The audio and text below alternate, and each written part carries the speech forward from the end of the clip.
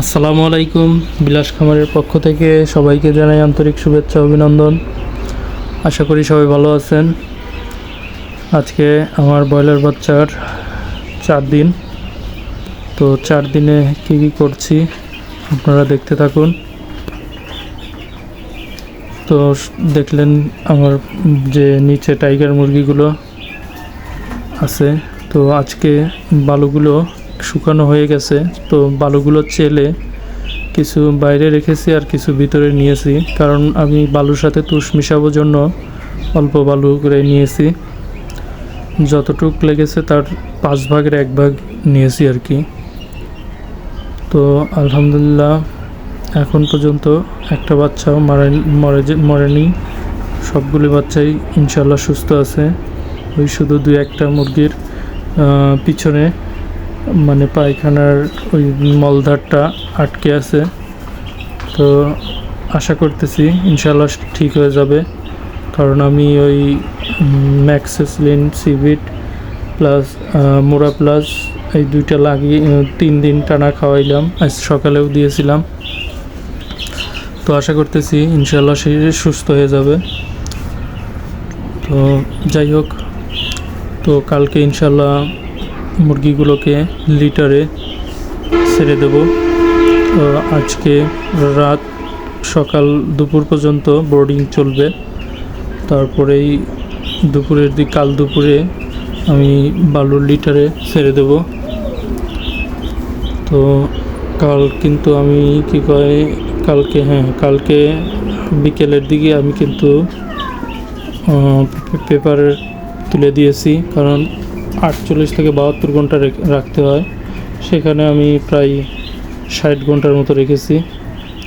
তো 60 ঘন্টা রেখেছি, কারণ তারপরে রাখলাম না এই জন্যে, কারণ রাত্রে যদি পেপারের উপর রাখি, তো পেপারের উপর রাখলে পরে ওরা যেভাবে দেখলাম যে মল ত্যাগ করতেছে, তো ওইভাবে ত্যাগ করলে সারা রাতে পেপার একদম ভিজে পুরো পেপারই একদম পানি পানি হয়ে যাবে। তখন কিন্তু বাচ্চাগুলো ঠান্ডা লেগে যাওয়ার সম্ভাবনা ছিল। তো আমি অনেক কিছু বিবেচনা করেই রাতটুকু আর না নেই, সেই জন্য মাগরিবের আজানের আগেই আমি পেপার সব উঠিয়ে দিছি। পরে ওরা তুষেই দেখলাম যে না, তুষেই মোটামুটি সুস্থভাবে আছে। তবে তুষে কি খাবার একটু ছিটায়, সেই খাবারটা নষ্ট হয়ে যায়, এটাই ক্ষতি। তাছাড়া কিন্তু তুষে রাখলে এমনি মুরগি দেখা যায় যে ঠান্ডার প্রবলেমটা হয় না, কারণ তুষে ওদের সবসময় তুষ শুকনো থাকে। তুষে কোনো রকম পেশাব পায়খানা করার পরে সাথে সাথে সেটা নিচে চলে যায়, উপরে কিন্তু মানে ওই ভেজা ভাবটা থাকে না। তো এর ফলে আপনার তুষে রাখাটা ঠিক আছে, কিন্তু ওই খাবারের পাত্রগুলোতে খাবার দিলে তুষের উপর দেখা যায় যেটা পড়ে সেটা আর ওরা খেতে পারে না, সেটা তুষের সাথে মিশে যায়।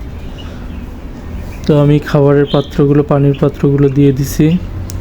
পানির পাত্রটা সকালবেলা মেডিসিন দিয়েছিলাম, ওটাই চললো দুপুর পর্যন্ত। তো এখন আমি শুধু সাদা পানি একদম ভরে দিয়ে দিলাম।